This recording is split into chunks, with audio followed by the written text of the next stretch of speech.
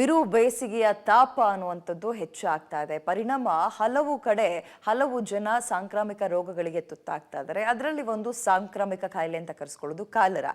ಇದೀಗ ಕಾಲರಾ ಅನ್ನುವ ಮಹಾಮಾರಿಯ ಭೀತಿ ಹೆಚ್ಚಾಗ್ತಾ ಇದೆ ಬೆಂಗಳೂರಿನಲ್ಲಿ. ಪ್ರಮುಖವಾಗಿ ಮಲ್ಲೇಶ್ವರಂನ ವಯಾಲಿ ಕಾವಲ್ನಲ್ಲೂ ಒಂದು ಕೇಸ್ ಸಸ್ಪೆಕ್ಟ್ ಆಗ್ತಾ ಇದೆ. ಹೀಗಾಗಿ ಬಿಬಿಎಂಪಿ ಆರೋಗ್ಯಾಧಿಕಾರಿಗಳು ಮನೆ ಮನೆ ಸರ್ವೆಗೆ ಮುಂದಾಗಿದ್ದಾರೆ. ಕಾಯಿಲೆಯ ಲಕ್ಷಣ ಇದೆಯಾ ಅಂತ ಪತ್ತೆ ಹಚ್ಚಿ ಪರಿಶೀಲನೆಗೆ ಮುಂದಾಗಿದ್ದಾರೆ. ಅಲ್ಲದೆ ಕಾಲರಾದ ಬಗ್ಗೆ ಜನರಲ್ಲಿ ಜಾಗೃತಿ ಮೂಡಿಸೋದ್ರ ಜೊತೆಗೆ ಬೇಸಿಗೆಯ ಬಿಸಿಲು ಜಾಸ್ತಿ ಆಗಿದ್ರಿಂದ ಬಿಬಿಎಂಪಿ ಬೆಂಗಳೂರಿಗರಿಗೆ ಒಂದು ಹೊಸ ಗೈಡ್ಲೈನ್ಸ್ ಬಿಡುಗಡೆ ಮಾಡಿದೆ. ಕಾಲರಾ ಅನ್ನುವ ರೋಗ ಹಳೆಯದಾದ್ರೂ ಅದು ಬರುವಂತದ್ದು ನಾವು ಹೈಜಿನಿಕ್ ಕಾಪಾಡಿಕೊಳ್ಳಿಲ್ಲ ಅಂದ್ರೆ ದೇಹದ ಹೊರಭಾಗದಲ್ಲೂ ಹೌದು, ದೇಹದ ಒಳಭಾಗದಲ್ಲೂ ಅಂದ್ರೆ ಆಹಾರದ ವಿಚಾರದಲ್ಲಿ ಬಹಳ ಕಟ್ಟುನಿಟ್ಟಾಗಿರಬೇಕು. ಹಾಗಾದ್ರೆ ತಾಪಮಾನ ಹೆಚ್ಚು ಆಗ್ತಾ ಇರೋದ್ರಿಂದ ಮತ್ತು ಕಾಲರಾ ಅನ್ನುವಂತಹ ಸಾಂಕ್ರಾಮಿಕ ರೋಗವನ್ನು ತಡೆಯೋ ನಿಟ್ಟಿನಲ್ಲಿ ಬಿಬಿಎಂಪಿಯ ಗೈಡ್ಲೈನ್ಸ್ ಏನು ಅಂತ ನೋಡೋದಾದ್ರೆ, ಟ್ಯಾಂಕರ್ ನೀರು ಬಳಸುವ ಮುನ್ನ ಪರೀಕ್ಷೆ ಮಾಡೋದು. ಈಗ ಎಲ್ಲಾ ಕಡೆ ಟ್ಯಾಂಕರ್ ನೀರು ಸರ್ವೇ ಸಾಮಾನ್ಯ ಆಗಿದೆ. ಕಾರಣ ಬಿರು ಬೇಸಿಗೆ, ಬೋರ್ವೆಲ್ಗಳು ಬತ್ತು ಹೋಗಿದೆ, ನೀರು ಸರಿಯಾಗಿ ಬರ್ತಿಲ್ಲ, ಟ್ಯಾಂಕರ್ನೇ ಅವಲಂಬಿಸಿದ್ವಿ ನಾವು. ಇನ್ನು ರಸ್ತೆ ಬದಿ ಕತ್ತರಿಸಿದ ಹಣ್ಣು, ತೆರೆದಿಟ್ಟ ಆಹಾರ ಸೇವಿಸಬಾರದು. ಅಂದ್ರೆ ಧೂಳು ಇವೆಲ್ಲವೂ ಕೂಡ ಹೆಚ್ಚಾಗಿ ಕೂತಿರುತ್ತೆ.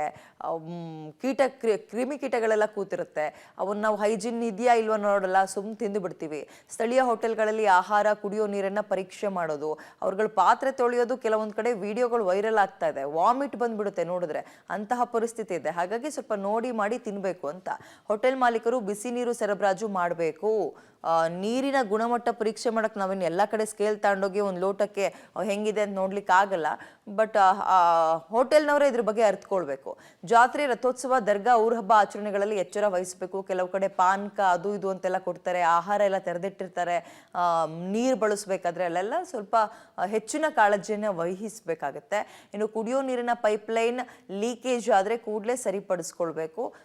ಇದೆಲ್ಲ ಮನೆಗೆ ಸಂಬಂಧಪಟ್ಟಂತೆ ಇರೋದ್ರಿಂದ ವೈಯಕ್ತಿಕವಾಗಿ ನಾವು ಈ ಕಡೆ ಗಮನವನ್ನು ಹರಿಸಬೇಕಾಗತ್ತೆ. ORS ಮತ್ತು ಅಲೋಜಿನ್ ಮಾತ್ರೆಗಳನ್ನು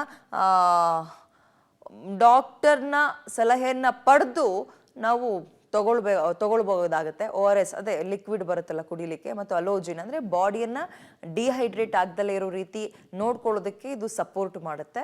ಹಾಗಾಗಿ ಇವುಗಳ ಮೊರೆ ಹೋಗೋದು ಅಗತ್ಯ ಈ ಸಂದರ್ಭದಲ್ಲಿ, ಸಮರ್ನಲ್ಲಿ ಅಂತ ಇದ್ದಾರೆ. ಇನ್ನು ಅಂಗನವಾಡಿ ಕಾರ್ಯಕರ್ತೆಯರು ಮನೆ ಮನೆಗೆ ಹೋಗಿ ಇವುಗಳನ್ನ ವಿತರಣೆ ಮಾಡೋದು. ಬಂದು ಕೊಟ್ಟಾಗ ಇಸ್ಕೊಳ್ಳಿ ಅಷ್ಟೇ, ಆರೋಗ್ಯಕ್ಕೆ ಒಳ್ಳೇದಾಗುತ್ತೆ ಅಂದಾಗ ಬಳಸ್ಕೊಳ್ಳಿ. ORS ಆಗಿರ್ಬೋದು, ಈ ಅಲೋಜಿನ್ ಟ್ಯಾಬ್ಲೆಟ್ ಸಿಗುತ್ತೆ, ಅಂದ್ರೆ ಬಾಡಿ ಹೈಡ್ರೇಷನ್ ಕಾಪಾಡುತ್ತೆ, ಡಿಹೈಡ್ರೇಟ್ ಆಗದಲ್ಲೇ ಇರೋ ರೀತಿ ಕಾಪಾಡುತ್ತೆ. ಪ್ರಮುಖವಾಗಿ ಹೊರಗೆ ಈಗ ಕಲರ್ಫುಲ್ ಆಗಿ ಕಲ್ಲಂಗಡಿ ಹಣ್ಣನ್ನ, ಕರ್ಬೂಜ ಹಣ್ಣುಗಳನ್ನ ತೆಗೆದು ಮಾರ್ತಿರ್ತಾರೆ. ಮತ್ತು ಫುಡ್ಗಳು, ಸ್ಟ್ರೀಟ್ ಫುಡ್ಗಳೆಲ್ಲ ಧೂಳೆಲ್ಲ ಕೂತಿದ್ರು ಅದನ್ನೇ ಬಾಯಿ ಚಪ್ಪರ್ಸ್ಕೊಂಡು ತಿಂತೀವಿ. ಅದ್ರ ಬಗ್ಗೆ ಗಮನ ವಹಿಸ್ಕೊಂಡು ನಮ್ಮ ಆರೋಗ್ಯವನ್ನ ಕಾಪಾಡ್ಕೊಳ್ಳೇಬೇಕಾದಂತಹ ಅನಿವಾರ್ಯತೆ ಇದೆ. ಇಲ್ಲಾಂದ್ರೆ ಆಸ್ಪತ್ರೆಗೆ ಲಕ್ಷಾಂತರ ರೂಪಾಯಿ ಹಾಕಿ ಕಾಯಿಲೆ ಸರಿಪಡಿಸ್ಕೊಳ್ಬೇಕಾದ ಪರಿಸ್ಥಿತಿ ಬಂದ್ಬಿಡುತ್ತೆ. ಹೀಗಿರುವಾಗ ನಾವು ವೈಯಕ್ತಿಕವಾಗಿ ಇವನ್ನೆಲ್ಲ ಗಮನ ಹರಿಸ್ಕೋಬೇಕು. ಸರ್ಕಾರ ಅಥವಾ ಬಿಬಿಎಂಪಿ ಏನು ಈ ರೀತಿ ಗೈಡ್ಲೈನ್ಸ್ ಹೊರಟು ಸುಮ್ಮನಾಗ್ಬೋದು. ಎಲ್ಲರ ಮನೆಗೂ ಬಂದು ನೀನು ಟ್ಯಾಬ್ಲೆಟ್ ತಗೊಳ್ತಾ ಇದೆಯಾ, ನಿಮ್ಮನೆ ಪೈಪ್ ಸರಿ ಇದೆಯಾ, ನೀನು ಹೊರಗೆ ಊಟ ಮಾಡ್ತಾ ಇದೆಯಾ ಅಂತ ಯಾರು ಕೂಡ ಪರೀಕ್ಷೆ ಮಾಡಲ್ಲ. ನಮ್ಮ ಆರೋಗ್ಯ, ನಮ್ಮ ಕಾಳಜಿ, ನಮ್ಮ ಫ್ಯಾಮಿಲಿ ನಾವೇ ನೋಡ್ಕೊಳ್ಬೇಕಾಗತ್ತೆ. ಹಾಗಾಗಿ ಆಹಾರದ ಬಗ್ಗೆ, ಕುಡಿಯೋ ನೀರಿನ ಬಗ್ಗೆ ಸಾಕಷ್ಟು ಎಚ್ಚರ ವಹಿಸಬೇಕು. ಮನೆಯಲ್ಲಿದ್ರೂ ಕೂಡ ಈಗ ಬೇಸಿಗೆ ಟೈಮ್ನಲ್ಲಿ ಬಿಸಿ ನೀರು ಕುಡಿಯೋದು ತೀರಾ ಕಷ್ಟ. ಬಟ್ ಅದನ್ನೇ ಕುದಿಸಿ ಆರಿಸಿ ಕುಡಿದ್ರೆ ಬಹಳ ಉತ್ತಮ. ಕಾಲರಾ ರೀತಿಯ ಇನ್ನಷ್ಟು ಸಾಂಕ್ರಾಮಿಕ ರೋಗಗಳನ್ನ ಈ ಸಂದರ್ಭದಲ್ಲಿ ತಡೆಯೋಕೆ ಸಹಾಯ ಆಗುತ್ತೆ ಇದು. ಈಗಾಗಲೇ ನಮಗೆ ಗೊತ್ತಿದ್ದಂಗೆ ಒಂದು ಮಲ್ಲೇಶ್ವರಂ ಏರಿಯಾಲಿದೆ ಒಂದು ಪ್ರಿಲಿಮಿನರಿ ಕಾಲರಾ ಪಾಸಿಟಿವ್ ಇರುವಂಥದ್ದು ಸಾಧ್ಯತೆ ಒಂದು ಕೇಸ್ ಡಯಾಗ್ನೋಸ್ ಆಗಿತ್ತು. ಬಟ್ ಸಬ್ಸಿಕ್ವೆಂಟ್ ಟೆಸ್ಟಲ್ಲಿ ನಾವು ಮಾಡುವಾಗ ಅದು ಕೂಡ ಸ್ಯಾಂಪಲ್ ನೆಗೆಟಿವ್ ಬಂದಿದೆ. ಅದಾಗ್ಯೂ ಸಹಿತ ಆ ಏರಿಯಾಲಿ ನಮ್ಮ ಸರ್ವೆಲೆನ್ಸ್ ಟೀಮಿಂದ ಏನೇನೋ ಸರ್ವೆಲೆನ್ಸ್ ಮಾಡಬೇಕಿದೆಲ್ಲ ಮಾಡಲಾಗಿದೆ. ಅರೌಂಡ್ 100ಕ್ಕಿಂತ ಜಾಸ್ತಿ ಹೌಸಸ್ದು ಸರ್ವೆ ಮಾಡಲಾಗಿ ಇಂಥದ್ದೇನು ಸಿಮಿಲರ್ ಕೇಸ್ ಏನು ಕಂಡು ಬರುತ್ತೆ ಏನಂತ ಅದು ಕೂಡ ಚೆಕ್ ಮಾಡಲಾಗಿದೆ. ಬಟ್ ಯಾವುದೇ ಆ ಥರದ್ದು ಕೇಸಸ್ ಏನು ಕಂಡು ಬಂದಿಲ್ಲ. ಬಟ್ ತಮಗೆಲ್ಲರಿಗೂ ಗೊತ್ತಿದ್ದಂಗೆ ನಾವು ಸಮ್ಮರ್ ಪೀರಿಯಡಲ್ಲಿ ಇದ್ದೀವಿ. ಹೈಡ್ರೇಷನ್ ರಿಲೇಟೆಡ್ ಇಶ್ಯೂ ಇರ್ಬೋದು, ವಾಟರ್ ಕ್ವಾಲಿಟಿ ರಿಲೇಟೆಡ್ ಇಶ್ಯೂಸ್ ಇರ್ಬೋದು, ಮತ್ತು ಅದರ್ ದ್ಯಾನ್ ದ್ಯಾಟ್ ಏನೇನು ನಾವು ಪ್ರಿಕಾಷನ್ಸ್ ತೊಗೋಬೋದಾಗಿದೆ. ಅದರದ್ದು ಈಗಾಗಲೇ 2ನೇ ಏಪ್ರಿಲ್ಗೆ ನಮ್ಮ CHO ಆಫೀಸಿಂದ ಒಂದು ಅಡ್ವೈಸರಿ ಇಶ್ಯೂ ಮಾಡಲಾಗಿದೆ.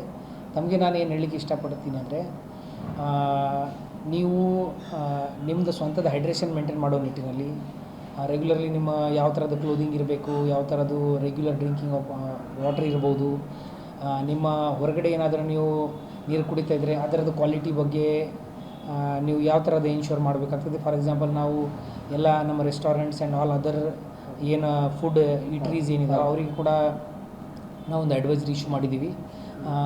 To the extent possible what you can say boiled water or warm water ಅವರು ಕಸ್ಟಮರ್ಸ್ಗೆ ಕೊಡೋಕ್ಕೆ ಸಾಧ್ಯ ಇದ್ದರೆ ಟ್ರೈ ಮಾಡಬೇಕು. ಮತ್ತು what are these fruits and other contaminable ಏನು ಐಟಮ್ಸ್ ಇದಾವೆ ಅದಕ್ಕೆ ಕೂಡ ಕಂಟ್ಯಾಮಿನೇಷನ್ ಆಗಲಾರ್ದಂಗೆ ನೋಡೋಕ್ಕೆ ಏನು ಅವ್ರ ಮಟ್ಟದಲ್ಲಿ ಕ್ರಮ ಕೈಗೊಳ್ಳಬೇಕಾಗ್ತದೆ ಅದು ಅವ್ರಿಗೆ ತಗೋಬೇಕಾಗ್ತದೆ. ಈಗಾಗಲೇ ನಮಗೆ ಇನ್ನು ಇದರ ನಡುವೆ ಬೆಂಗಳೂರಿನಲ್ಲಿ ಕುಡಿಯೋ ನೀರಿನ ಸಮಸ್ಯೆ ಸಾಕಷ್ಟು ಬಿಗಡಾಯಿಸ್ತಾ ಇದೆ.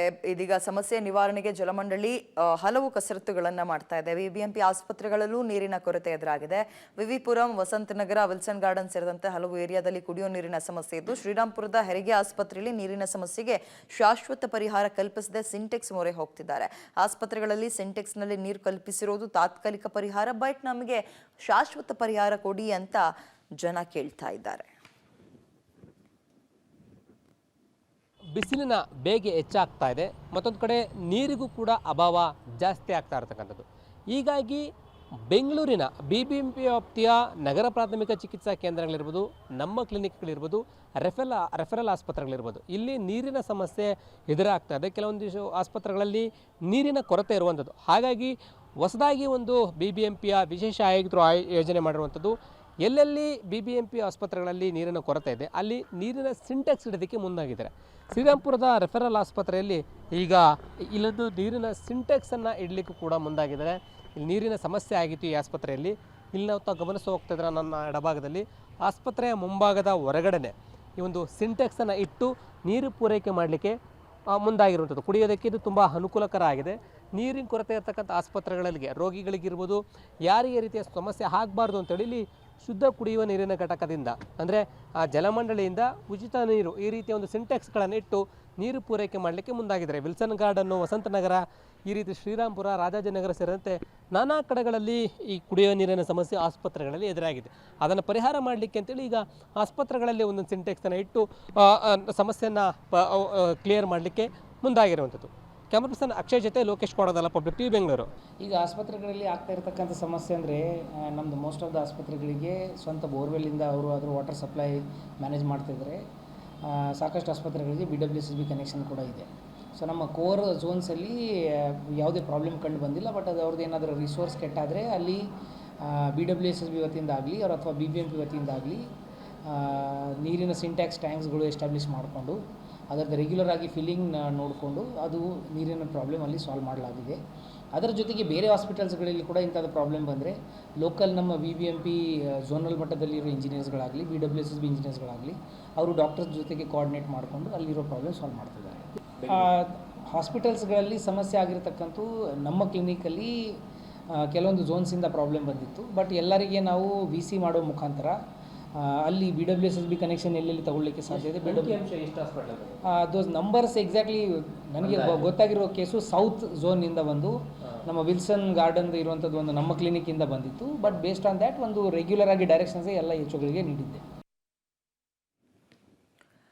ಇನ್ನು ಬೆಂಗಳೂರು ಹೊರವಲಯದ ಆನೇಕಲ್ ತಾಲೂಕಿನ ವನಕನಹಳ್ಳಿ ಗ್ರಾಮ ಪಂಚಾಯಿತಿ ವ್ಯಾಪ್ತಿಯಲ್ಲಿ ಸುಮಾರು 10 ಹಳ್ಳಿ ಇದೆ. ಇಲ್ಲಿ ನೀರಿಗಾಗಿ ಹಾಹಾಕಾರ ಹೆಚ್ಚಾಗ್ತಾ ಇದೆ. ನಮಗೆ ನೀರು ಕೊಡಿ, ಇಲ್ಲ ಅಂದರೆ ಜಾಗ ಖಾಲಿ ಮಾಡಿ ಅಂತ ಗ್ರಾಮಸ್ಥರು ಪಂಚಾಯಿತಿಗೆ ನುಗ್ಗಿ ಮುತ್ತಿಗೆ ಹಾಕಿ ಆಕ್ರೋಶ ವ್ಯಕ್ತಪಡಿಸಿದರು. ಉಪಾಧ್ಯಕ್ಷ ದೇವರಾಜ್, ಮಾಜಿ ಅಧ್ಯಕ್ಷ ಶ್ರೀನಿವಾಸ್ ಹಾಗೂ ಸದಸ್ಯ ಕಾರ್ತಿಕ್ ರೆಡ್ಡಿ, PDO ಅಧಿಕಾರಿ ಧನಂಜಯ್ ವಿರುದ್ಧ ತಿರುಗಿಬಿದ್ದಿದ್ದಾರೆ ಜನ. ಸುಮಾರು 2 ತಿಂಗಳಿಂದ ನೀರಿಲ್ಲ ನಮಗೆ. ಈ ಬಗ್ಗೆ PDO ಧನಂಜಯ್ ಅವ್ರ ಗಮನಕ್ಕೆ ಕೊಟ್ಟು ತಂದರೂ ಕೂಡ ಅವರು ಕ್ಯಾರೆ ಅಂತ ಇಲ್ಲ, ಅಧಿಕಾರಿಗಳಿಗೂ ಮಾಹಿತಿ ಕೊಡ್ತಾ ಇಲ್ಲ. ಹೀಗಾಗಿ ಪಂಚಾಯತಿಗೆ ಹೋಗಿ ಬೀಗ ಹಾಕಿ ನೀರು ಕೊಡಿ ಅಂತ ಅಧಿಕಾರಿಗಳಿಗೆ ಮುತ್ತಿಗೆ ಹಾಕಿ ಜನ ಆಕ್ರೋಶ ವ್ಯಕ್ತಪಡಿಸಿದ್ರು. ವನಕನಹಳ್ಳಿಯಲ್ಲಿ ತುಂಬಾ ನೀರಿನ ಪ್ರಾಬ್ಲಮ್ ಇದೆ. ಮಕ್ಕಳನ್ನ ಎತ್ಕೊಂಡು ನಾವು ನೀರು ಹಿಡ್ಕೊಂಡು ಬರಬೇಕಂದ್ರೆ ತುಂಬಾ ಕಷ್ಟ ಆಗುತ್ತೆ.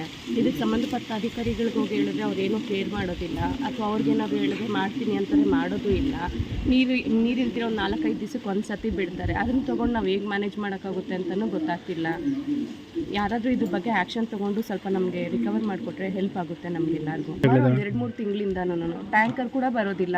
ನಾವು ಹೇಗೆ ಮ್ಯಾನೇಜ್ ಮಾಡಬೇಕನ್ನೋದು ಗೊತ್ತಾಗ್ತಿಲ್ಲ. ನೀರುಗಳ ತೊಂದರೆ ಸರ್, ನಮ್ಗೆ ನೀರುಗಳು ಬೇಕು. 2 ತಿಂಗಳಿಂದ ನೀರುಗಳಕ್ಕೆ ಅಭಾವ ಆಗೋಗೈತೆ. ನಾವು ಕೂಲಿ ನಾಲಿ ಹೋಗಿ ಬಂದು ನೀರುಗಳಕ್ಕೆ ಕಷ್ಟ ಬಿದ್ದು ಬಂದು ನಾವು ನೀರುಗಳಕ್ಕೆ ವ್ಯವಸ್ಥೆ ಬೀಳಬೇಕು. ನಮ್ಗೆ ನೀರು ವ್ಯವಸ್ಥೆ ಮಾಡಿಕೊಡಿ. ಪಂಚಾಯತಿಲಿ ಹೇಳಿದ್ರೂ ಕೂಡ ನಾವು ಟ್ಯಾಂಕರ್ಗಳಿಗೆ ಓಡಿಸ್ತೀನಿ ಅಂತಾರೆ, ತಿರ್ಗಾ ಓಡಿಸಿಲ್ಲ, ಮಾಡಿಲ್ಲ. ನಾವು ನೀರುಗಳಿಗೆ ಇಲ್ಲಿ ಕಾದ್ಕೋಬೇಕು. ಅಲ್ಲಿ ಲಾಸ್ಟ್ ಮನೆ ಅಲ್ಲಿಂದ ಇಲ್ಲಿಗೆ ಬರ್ಬೇಕು ಸರ್. ನಾವು ನೀರಿಗೆ ಕ್ಯಾರನೇ ಮಾಡ್ತಾ ಇಲ್ಲ ಸರ್. ನಾವು ಹೋಗಿ ಹೇಳೋದಕ್ಕೆ ಹೇಳ್ಬೇಕು, ಹೇಳಿದ್ರೆ ಮಾಡ್ತೀರಿ ಒಡ್ಸ್ತೀರಿ ಟ್ಯಾಂಕರ್ ಅಂತಾರೆ, ಮಾಡಿದ್ದಿಲ್ಲ ಒಡ್ಸಿದ್ದು ಇಲ್ಲ ಸರ್.